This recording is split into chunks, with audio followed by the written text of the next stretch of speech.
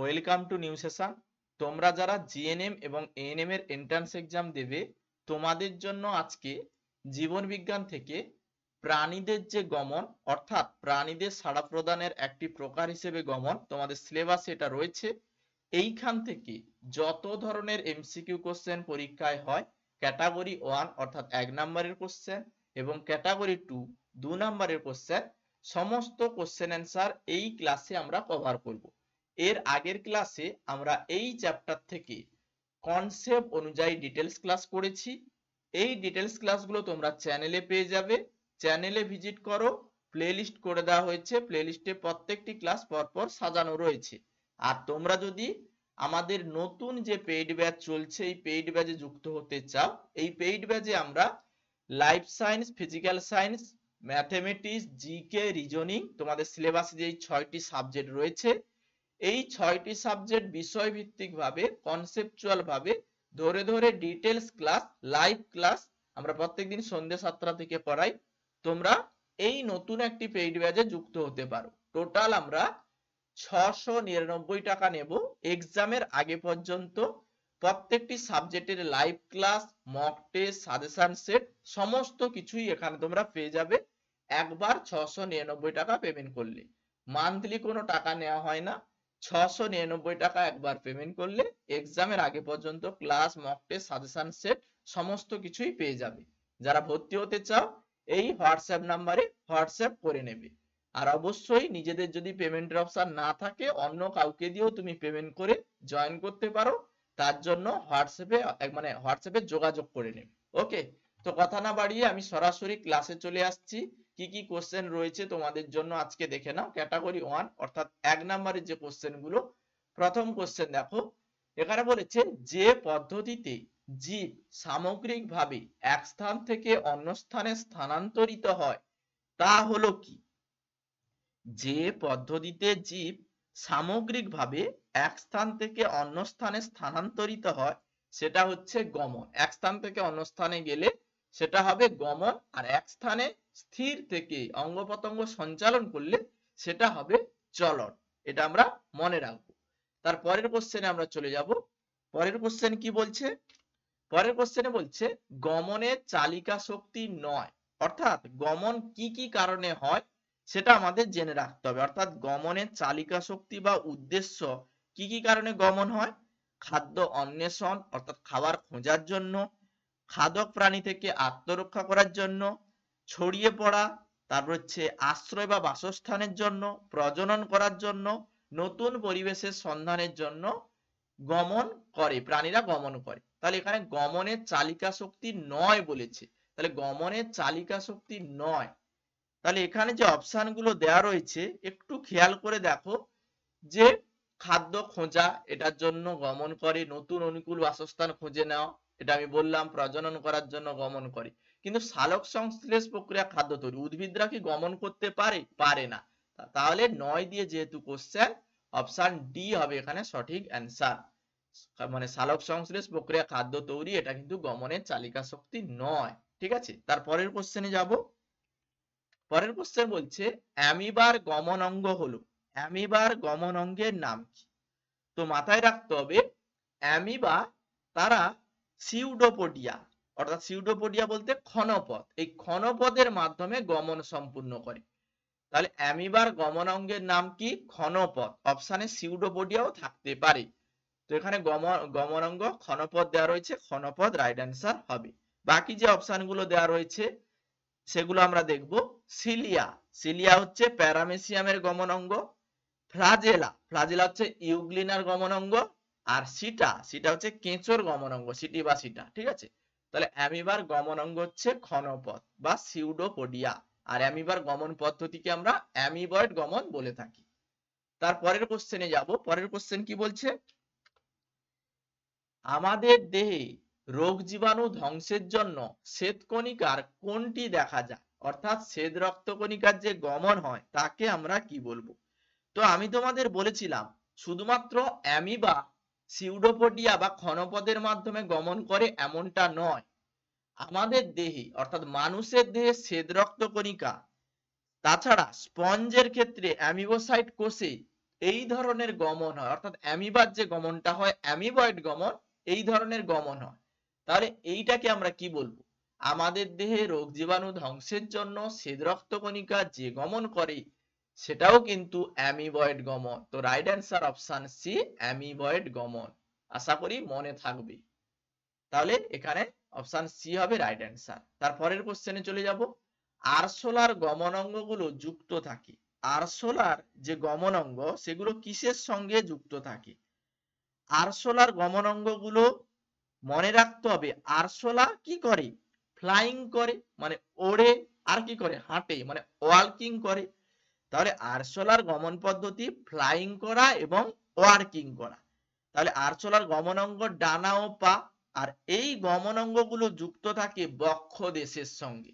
তাহলে right answer, আরশোলার গমনাঙ্গগুলো যুক্ত থাকে বক্ষ দেশের সঙ্গে, এবং গমনাঙ্গগুলো হচ্ছে ডানা ও পা, আর গমন পদ্ধতি ফ্লাইং এবং ওয়ার্কিং করা। এগুলো আমরা মনে রাখবো, ঠিক আছে। তারপরের কোশ্চেনে চলে যাব। পরের কোশ্চেন কি বলছে? প্যারামেসিয়ামের গমনাঙ্গ হলো, প্যারামেসিয়ামের গমন অঙ্গের নাম কি? তো একটু আগে আমি ডিটেলস যখন আলোচনা করলাম বললাম যে প্যারামেসিয়াম, প্যারামেসিয়াম কি করে? সিলিয়ার মাধ্যমে, সিলিয়ারি গমন করে।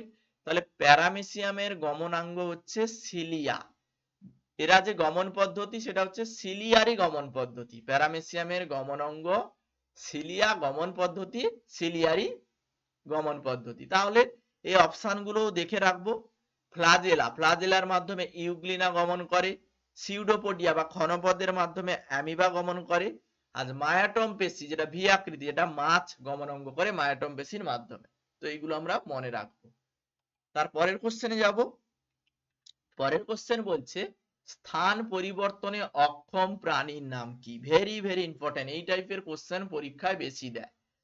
স্থান পরিবর্তনে অক্ষম প্রাণীর নাম কি? তাহলে স্থান পরিবর্তন করতে পারে এমন প্রাণীর নাম, আমরা জানি যে প্রাণীরা মানে গমন করতে পারে, মানে এক জায়গা থেকে আরেক জায়গায় যেতে পারে, কিন্তু স্পঞ্জ, সাগর কুসুম এরা কিন্তু প্রাণী হওয়া সত্ত্বেও স্বতঃস্ফূর্তভাবে এক জায়গা থেকে আরেক জায়গায় যেতে পারে না।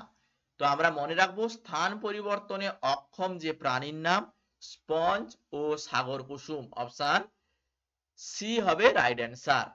স্পঞ্জ ও সাগর কুসুম স্থান পরিবর্তনে অক্ষম প্রাণী। এবার এখানে আরো একটি কোশ্চেন দিতে পারে, স্থান পরিবর্তন করতে পারে এমন একটি উদ্ভিদের নাম বল। স্থান পরিবর্তন করতে পারে ক্লামাইডোমোনাস, ভলবক্স, এরা উদ্ভিদ হওয়া সত্ত্বেও কিন্তু স্থান পরিবর্তন করতে পারে। এই জায়গাগুলো আমরা মনে রাখবো। তারপরের কোশ্চেনে চলে যাব। পরের কোশ্চেন কি বলছে? মাছের গমন অঙ্গ হলো, মাছের গমন অঙ্গের নাম কি? মাছের টোটাল রয়েছে 7টি পাখনা, আর রয়েছে মায়াটম পেশি। তাহলে মাছের গমন অঙ্গের নাম 7টি পাখনা এবং মায়াটম পেশি। তাহলে অপশানে দেখো, অপশান বি তে রয়েছে পাখনা ও মায়াটম পেশি। মাছের গমন অঙ্গের নাম পাখনা, 7টি পাখনা, বক্ষ পাখনা, শ্রেণী পাখনা, পৃষ্ঠ পাখনা, পায়ু পাখনা এবং পুচ্ছ পাখনা। আর মায়াটম পেশি যেটা ভি আকৃতি, এটা হচ্ছে মাছের গমন অঙ্গ। আশা করি ক্লিয়ার, বুঝতে পেরেছো। তারপরের কোশ্চেনে চলে যাব। পরের কোশ্চেন কি বলছে? মাছকে জলে স্থিরভাবে ভেসে থাকতে সাহায্য করে কোন পাখনা? মাছকে জলে স্থিরভাবে ভেসে থাকতে সাহায্য করে কোন পাখনা? তো মাছের টোটাল 7টি পাখনা রয়েছে। এক জোড়া বক্ষ পাখনা, এক জোড়া শ্রেণী পাখনা, একটি হচ্ছে পৃষ্ঠ পাখনা, একটি পায়ু পাখনা, একটি পুচ্ছ পাখনা। স্থিরভাবে জলে ভাসিয়ে রাখতে সাহায্য করে বক্ষ পাখনা এবং শ্রেণী পাখনা। তাহলে মাছকে জলে স্থিরভাবে ভেসে থাকতে সাহায্য করে কোন অপশানে রয়েছে বক্ষ পাখনা ও শ্রেণী পাখনা? অপশান সি তে রয়েছে। তাহলে অপশান সি হবে রাইট অ্যান্সার। আশা করি ক্লিয়ার, বুঝতে পেরেছো। তারপরের কোশ্চেনে চলে যাও। পরের কোশ্চেন কি বলছে? মাছের যুগ্ম পাখনা হলো, মাছের যুগ্ম পাখনা কোনগুলো, মানে জোড়ায় জোড়ায় রয়েছে কোন পাখনাগুলো? তো একটু আগেই তো বললাম যে বক্ষ পাখনা এক জোড়া, শ্রেণী পাখনা এক জোড়া। তাহলে এখানে যুগ্ম পাখনা কোনগুলো? বক্ষ পাখনা এবং শ্রেণী পাখনা। এখানে বক্ষ পাখনা অপশান নেই, কেবলমাত্র শ্রেণী পাখনা অপশান আছে। তো শ্রেণী পাখনা দাগ করব। তাহলে মাছের যুগ্ম পাখনা, এখানে অপশানে শ্রেণী পাখনা রয়েছে, বক্ষ পাখনা নেই। বক্ষ পাখনাও পাশাপাশি তুমি মনে রাখবে। বক্ষ পাখনা মনে রাখবে। ঠিক আছে, এগুলো এক জোড়া করে রয়েছে, এই জন্য এখানে যুগ্ম পাখনার কথা বলা হয়েছে। এর পরের কোশ্চেনে চলে যাব। পরের কোশ্চেন বলছে মাছের মেরুদণ্ডের দুপাশে ভি আকৃতির পেশিকে কি বলে? মাছের মেরুদণ্ডের দুপাশে যে ভি আকৃতির পেশি থাকে সেটা হচ্ছে কি? প্যাক্টোরালিস পেশি, বাইসেপস পেশি, মায়োটম পেশি নাকি কোরাকোব্রকিয়ালিস? তো আমরা মনে রাখবো মাছের মেরুদণ্ডের দুপাশে মানে মাছের যে পেশি ভি আকৃতির পেশি সেটা হচ্ছে কি? মায়োটম পেশি। এই মায়োটম পেশির মাধ্যমে মাছ কি করে? গমন করে। তো এখানে রাইট অ্যান্সার হবে মাছের মেরুদণ্ডের দুপাশে অবস্থিত ভি আকৃতির পেশি হচ্ছে মায়াটম পেশি। অপশন সি হবে এখানে রাইট অ্যান্সার, অপশন সি এখানে সঠিক। তারপরের কোশ্চেনে চলে যাব। পরের কোশ্চেন কি বলছে? পরের কোশ্চেন বলছে কাতলা মাছের বিজোড় পাখনার সংখ্যা কয়টি? দেখো মাছ মানে মাছই, এখানে কাতলা মাছ দিয়েছে, অপশনটা মানে এমন ভাবে দিয়েছে যেন বিশাল কিছু একটা আলাদা কিছু হবে না। তাহলে মাছের ক্ষেত্রে আমরা টোটাল মাছের 7টি পাখনা জেনেছিলাম, তার মধ্যে জোড় পাখনা গুলো হচ্ছে বক্ষ পাখনা এক জোড়া, শ্রেণী পাখনা এক জোড়া, বাকি যে পাখনা গুলো রয়েছে পৃষ্ঠ পাখনা একটি, পায়ু পাখনা একটি, পুচ্ছ পাখনা একটি, টোটাল 3টি। তাহলে কাতলা মাছের বিজোড় পাখনার সংখ্যা কয়টি?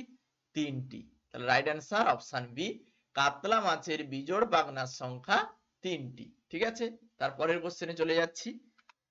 তারপরের কোশ্চেনে বলছে গমনের সময় মাছের দিক পরিবর্তনে সাহায্য করে। গমনের সময় মাছের দিক পরিবর্তনে সাহায্য করে কোন পাখনা? তো এখানে বক্ষ পাখনা, পায়ু পাখনা, পৃষ্ঠ পাখনা আর পুচ্ছ পাখনার অপশন রয়েছে। তো আমরা দেখো পুচ্ছ পাখনা কি করে? গমনের সময় দিক পরিবর্তনে সাহায্য করে। তাহলে অপশন এ তে আমরা রাইট অ্যান্সার পেয়ে যাচ্ছি। তাহলে পৃষ্ঠ পাখনা কি করে? পৃষ্ঠ পাখনা মাছকে মানে হচ্ছে জল কাটিয়ে এগিয়ে নিয়ে যেতে সাহায্য করে, মানে দেহের ভারসাম্য রক্ষা করে পৃষ্ঠ পাখনা। আর পায়ু পাখনা কি করে? পায়ু পাখনা মানে হচ্ছে গমনের সময় এটা পেছনের দিকে মানে মাছকে কি করে? স্থির রেখে এটা সামনের দিকে এগিয়ে যেতে সাহায্য করে, বিশেষ ভূমিকা পালন করে। তাছাড়া বক্ষ পাখনা যেটা আছে, এই বক্ষ পাখনা গমনের সময় মাছকে জলে ওঠানামা করতে বা স্থিরভাবে ভাসিয়ে রাখতে সাহায্য করে। তাহলে এখানে মাছের বলেছে দিক পরিবর্তনের কথা, দিক পরিবর্তন হালের কাজ করে পুচ্ছ পাখনা, এটা আমরা মনে রাখবো। তারপরের কোশ্চেনে চলে যাব। পরের কোশ্চেন কি বলছে? মাছের কোন অঙ্গে রেড গ্রন্থি থাকে? মাছের কোন অঙ্গে রেড গ্রন্থি থাকে? তো আমরা জানি মাছের যে পটকা রয়েছে এই মাছের পটকাতে রেড গ্রন্থি রয়েছে। এবার মাছের পটকায় দুটো প্রকোষ্ঠ রয়েছে, অগ্র প্রকোষ্ঠ, পশ্চাৎ প্রকোষ্ঠ। অগ্র প্রকোষ্ঠে কি রয়েছে? রেড গ্রন্থি, যেটা গ্যাস উৎপাদন করে।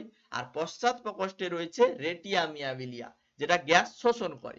তাহলে রেড গ্রন্থি কি করে? গ্যাস উৎপাদন বা গ্যাস সৃষ্টি করে, মাছকে জলে ভাসতে সাহায্য করে। তাহলে এখানে রাইট অ্যান্সার পটকার অগ্র প্রকোষ্ঠ। তাহলে পটকার অগ্র প্রকোষ্ঠ মাছকে জলে ভাসতে সাহায্য করে। তাহলে রেড গ্রন্থি পটকার অগ্র প্রকোষ্ঠে রয়েছে। তারপরের কোশ্চেনে চলে যাব। পরের কোশ্চেন কি বলছে? মাছের পটকায় কোন গ্রন্থিটি গ্যাস উৎপাদন করে? একটু আগেই বলে দিলাম, গ্যাস উৎপাদন করে মাছের অগ্র প্রকোষ্ঠ, গ্যাস উৎপাদন করে মাছকে জলে ভাসতে সাহায্য করে, মানে রেড গ্রন্থির কথা বলা হচ্ছে। তাহলে রেড গ্রন্থি রাইট অ্যান্সার, এটাই আমি একটু আগে ডিটেলসে বলে দিয়েছি। তারপরের কোশ্চেনে চলে যাব। পরের কোশ্চেন কি বলছে? মাছের পটকায় কোন গ্রন্থিটি গ্যাস শোষণ করে? তাহলে মাছের পটকায় দুটো প্রকোষ্ঠ, অগ্র প্রকোষ্ঠ গ্যাস উৎপাদন করে রেড গ্রন্থি থাকার কারণে, আর পশ্চাৎ প্রকোষ্ঠ যেটা গ্যাস শোষণ করে। কেন করে? এখানে কি প্রকোষ্ঠ মানে কি গ্রন্থি রয়েছে?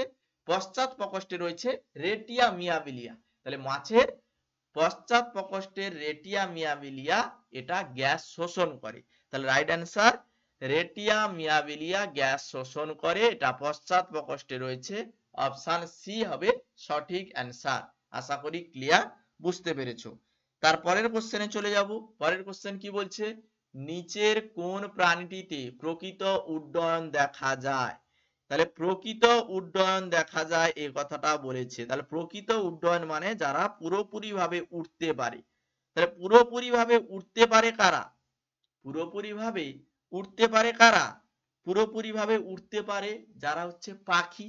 তাহলে প্রকৃত উড্ডয়ন কাদের হয়? বিভিন্ন পাখির হয়।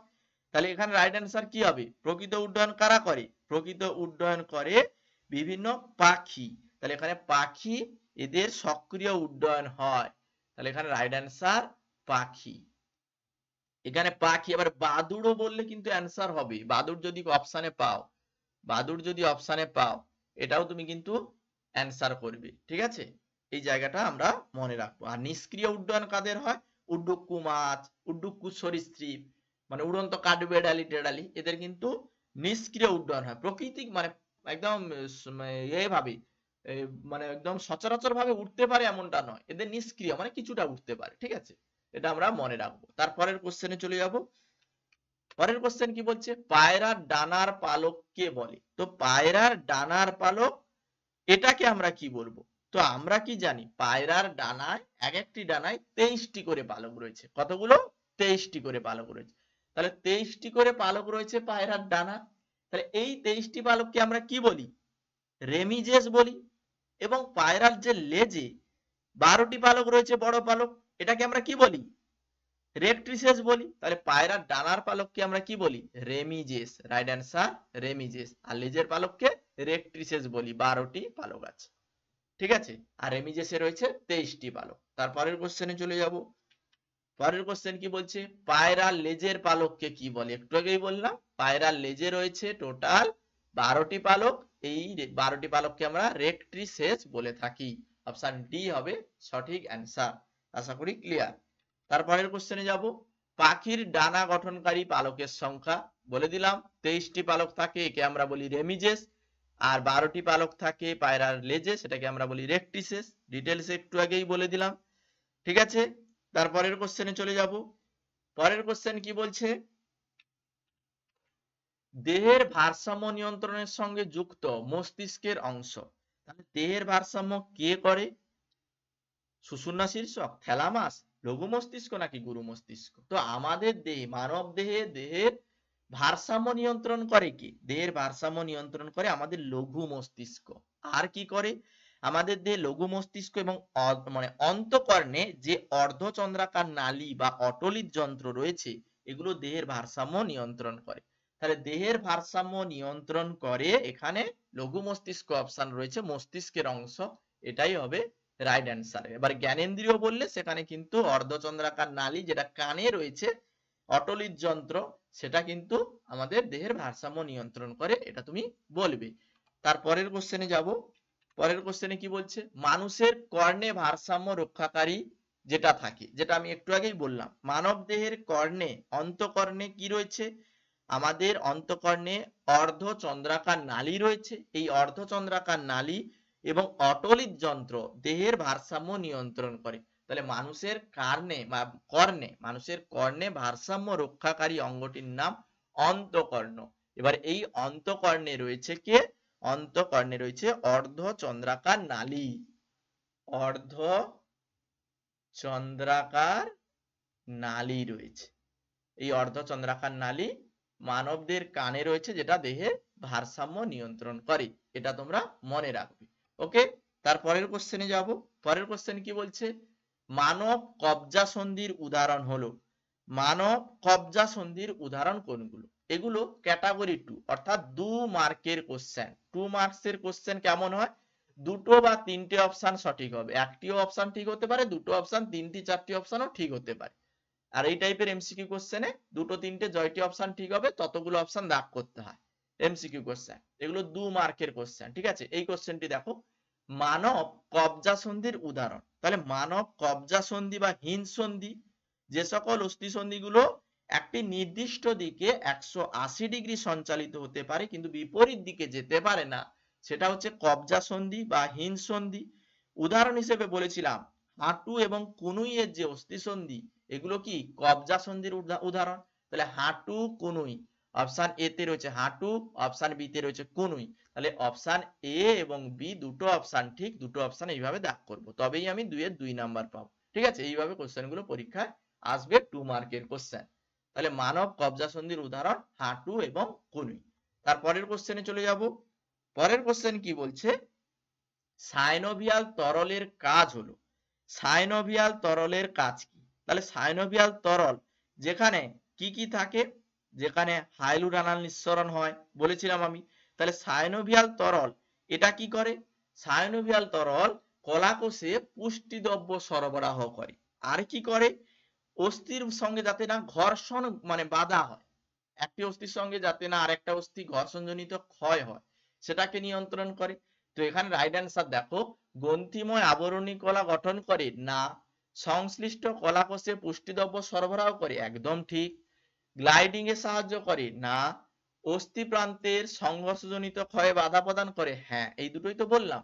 সাইনোভিয়াল তরল দুটো অস্থির মাঝে, দুটো অস্থির সংযোগস্থলে এই জায়গায় থাকে, তাহলে এই জায়গায় কি করে? সংশ্লিষ্ট কলাকোষে পুষ্টিদ্রব্য সরবরাহ করে, অস্থির প্রান্তে ঘর্ষণজনিত ক্ষয়ে বাধা প্রদান করে। অপশন বি এবং ডি দুটো অপশন ঠিক হবে। আশা করি ক্লিয়ার, বুঝতে পেরেছো। তার পরের কোশ্চেনে আমরা চলে যাব। পরের কোশ্চেন কি বলছে? নিম্নের কোনটি মানব পায়ের অস্থি নয়? আমাদের পায়ের অস্থি নয় কোনটি? তো আমাদের পায়ে কি কি রয়েছে? আমাদের পায়ের হাড়গুলো হচ্ছে ফিমার, মানে যেটা হচ্ছে উরুর হাড়, তারপরে হচ্ছে সিনের হাড় যেটা হচ্ছে টিবিয়া, তারপরে রয়েছে আমাদের ফাইবুলা, তারপরে উরু নিতম্ব হাড় এগুলো রয়েছে, তারপরে সিন হাড় রয়েছে। তাহলে এখানে যে অপশন গুলো দেওয়া রয়েছে দেখো তো, যে পায়ের হাড় নয় বলেছে, হিউমেরাস এটা কি পায়ের হাড়? না। তারপরে দেখো দেওয়া রয়েছে রেডিও আলনা, রেডিও আলনা কিন্তু আমাদের পায়ের হাড়। ফিমার এটাও কিন্তু আমাদের ফিমার যেটা হচ্ছে থাইতে অবস্থিত, এটাও কিন্তু পায়ের হাড়। তারপর দেখো টিবিয়া ও ফিবিউলা, টিবিয়া যেটা হচ্ছে সিনের হাড়, তাহলে এখানে এটা আমরা পেয়ে যাচ্ছি। তাহলে এখানে 9 দিয়ে কোশ্চেন বলেছে, তাহলে হিউমেরাসের হাড় কিন্তু হিউমেরাসের হাড় কিন্তু আমাদের পায়ের হাড় নয়। অপশন এটা কিন্তু সঠিক পাচ্ছি। তাহলে এখানে এই অপশনটা দাগ করব। ঠিক আছে, ঠিক আছে, এই অপশনটা দাগ করব। তারপরের কোশ্চেনে চলে যাব। তারপরের কোশ্চেন কি বলছে? মানব মেরুদণ্ডে কোষেরুকা গুলো হলো, মানব মেরুদণ্ডের যে কোষেরুকা সেগুলো কোনগুলো? তো মানব মেরুদণ্ডে কয়টি কোষেরুকা রয়েছে? মানব মেরুদণ্ডে রয়েছে 33টি কোষেরুকা, 33টি কোষেরুকা রয়েছে। সেই 33টি কোষেরুকার মধ্যে সার্ভিকাল বা হচ্ছে গ্লিবাদেশীয় কোষেরুকা রয়েছে 7টি, থোরাসিক থোরাসিক মানে কোষেরুকা রয়েছে 12টি, ল্যাম্বার রয়েছে 5টি, স্যাক্রাল রয়েছে 5টি, কক্সিজিয়াল রয়েছে বা কক্সিজিয়াল অঞ্চলে কোষেরুকা রয়েছে 4টি। তাহলে মানব মেরুদণ্ডের কোষেরুকা গুলো এখানে যে অপশন গুলো রয়েছে দেখো, সার্ভাইক্যাল, সার্ভাইকাল রয়েছে গ্লিবাদেশীয় অঞ্চলে, টোটাল রয়েছে কয়টি? 7টি, 7টি কোষেরুকা রয়েছে, এটা ঠিক। তারপরে দেখো অপশানে দিয়েছে ল্যাম্বার, ল্যাম্বার কোষেরুকা রয়েছে যেটা কটিদেশীয় অঞ্চলে রয়েছে, কয়টি রয়েছে? 5টি কোষেরুকা। তাহলে এখানে দুটো অপশন ঠিক পাচ্ছি, অপশন এ আর সি। তাহলে এ আর সি দুটো অ্যান্সার ঠিক, যেহেতু 2 মার্ক 2 নাম্বারের কোশ্চেন। আশা করি ক্লিয়ার। তারপরের কোশ্চেনে চলে যাব। পরের কোশ্চেন কি বলছে? মাছের গমনে সাহায্যকারী অঙ্গ হলো, মাছের গমনে সাহায্যকারী অঙ্গ কোনগুলো? তো মাছের গমনে কে কে সাহায্য করে? মাছের গমনে মায়াটম পেশি এবং বিভিন্ন পাখনা। মানব মানে মাছের কয়টি পাখনা? মাছের 7টি পাখনা। তাহলে মাছের 7টি পাখনা এবং মায়াটম পেশি, বি আকৃতির মায়াটম পেশি মাছের গমনে সাহায্য করে। তাহলে এখানে অপশন গুলো দেওয়া রয়েছে, দেখো পাখনা বলতে এখানে পুচ্ছ পাখনা দিয়েছে, এই পুচ্ছ পাখনা দাগ করবে, কারণ বক্ষ পাখনা, শ্রেণী পাখনা, পৃষ্ঠ পাখনা, পায়ু পাখনা, পুচ্ছ পাখনা, এই 5 রকমের পাখনা, টোটাল 7টি পাখনা রয়েছে।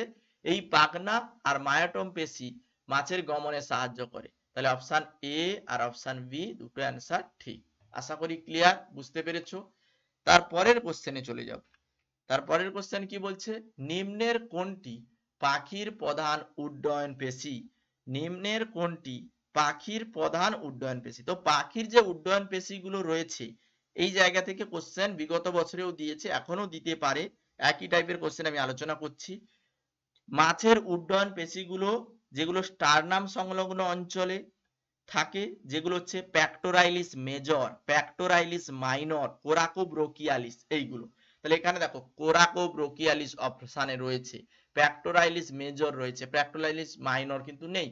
তাহলে এটা আমরা অপশন এ সি, এ এবং সি দুটো অ্যান্সার পাচ্ছি, দুটো অ্যান্সারই দাগ করব। আশা করি ক্লিয়ার, বুঝতে পেরেছো দুটো অপশন যেহেতু ক্যাটাগরি 2 এর কোশ্চেন, 2 নাম্বারের কোশ্চেন, দুটো অপশন ঠিক হবে। তারপরের কোশ্চেন, মাছের সন্তরণে সাহায্যকারী বিজোড় পাখনা হলো। দেখো অ্যাডভান্স লেভেল কোশ্চেন, সহজ কিন্তু ঘুরিয়ে দিয়েছে। তো মাছের টোটাল রয়েছে কয়টি পাখনা? মাছের রয়েছে টোটাল 7টি পাখনা। তার মধ্যে রয়েছে বক্ষ পাখনা 1 জোড়া, শ্রেণী পাখনা 1 জোড়া। বাকি যে পাখনাগুলো, যেমন পৃষ্ঠ পাখনা 1টি, পায়ু পাখনা 1টি, পুচ্ছ পাখনা 1টি, টোটাল 3টি কি রয়েছে? বিজোড় পাখনা। তাহলে এখানে দেখো অপশানে রয়েছে পৃষ্ঠ পাখনা বিজোড় পাখনা, পায়ু পাখনা বিজোড় পাখনা, তারপরে দেখো শ্রেণী পাখনা রয়েছে, এটা তো জোড় 1 জোড়া থাকে শ্রেণী পাখনা। তারপরে দেখো বক্ষ পাখনা 1 জোড়া থাকে। তাহলে এখানে দুটো অ্যান্সার ঠিক পাচ্ছি, পৃষ্ঠ পাখনা, পায়ু পাখনা। এখানে পুচ্ছ পাখনা অপশানে নেই।